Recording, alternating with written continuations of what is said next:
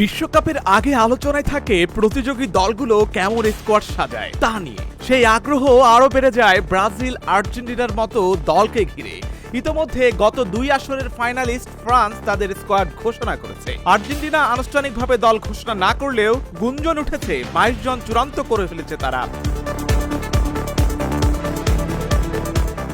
আর Brazil আজ জানিয়ে দেবে তাদের 26 জনের তালিকায় কে কে থাকছেন। ব্রাজিলের স্কোয়াডের মূল আকর্ষণ নেইমার।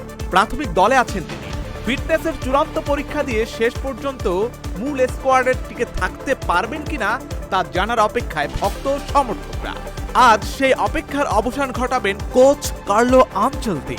রিও ডি জেনেরিতে মিউজিয়াম অব টুমোরোতে স্কোয়াড ঘোষণা করবেন ইতালিয়ান কোচ। ব্রাজিলের স্থানীয় সময় বিকেল 5টায় 26 জনের তালিকা প্রকাশ করা হবে। ব্রাজিলিয়ান ফুটবল কনফেডারেশন আয়োজিত এই অনুষ্ঠানে বিভিন্ন দেশের সাংবাদিকরা উপস্থিত থাকবেন। আর্জেন্টিনা, ইংল্যান্ড, স্পেন ও এল সালভাদর ও বাংলাদেশ সহ বিভিন্ন দেশের 700 সাংবাদিকের উপস্থিতিতে আনচেলতি জানিয়ে দেবেন কারা যাচ্ছেন আসন্ন বিশ্বকাপ মিশনে।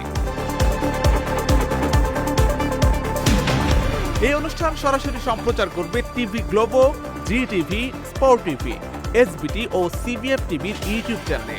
বাংলাদেশ সময় 18 মে দিবাগত রাত 2টায় প্রকাশ করা হবে 26 জনের স্কোয়াড। 14 জুন মরক্কোর বিপক্ষে বিশ্বকাপের প্রথম ম্যাচ খেলবে ব্রাজিল। 20 জুন হাইতি ও 25 জুন স্কটল্যান্ডের সঙ্গে খেলবেন সাও পাওলোরা।